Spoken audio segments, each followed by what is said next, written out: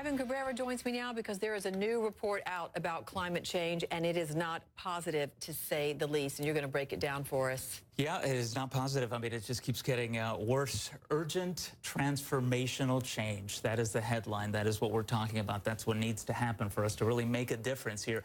And we're not just talking unspecifics. We're going to nail down the numbers here because they got very specific in this report. I've been reading through it.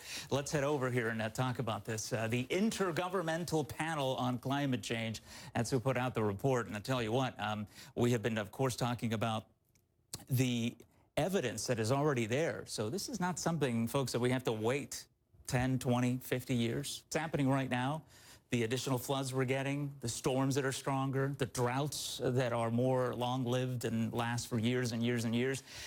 Each event can't be attributed to climate change, but boy, they are going to become more frequent and more intense as the planet warms up. And it has continued to warm up before we started, making things, right? The Industrial Revolution. Can you see the blue line?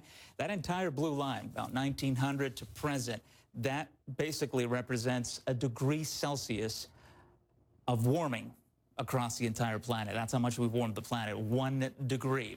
Now, this is what we're talking about here with this report, 1.5 Celsius. That is the goal that we're trying to get to, trying to limit the planet so that it doesn't warm above that, because if it does, we're really going to be in trouble. So what does that mean? That means that by 2030, CO2 emissions, we got to cut that by 45%, and by 2050, by 100%. So essentially, we have to become carbon neutral. Sourcing electricity, 70 to 85% from renewables by 2050.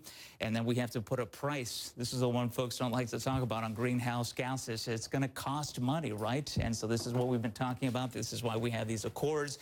And this is why this is a worldwide event that all nations have to contribute to get this number below 1.5. Because as I said, if it goes above that, it really starts wreaking havoc even more so across the planet.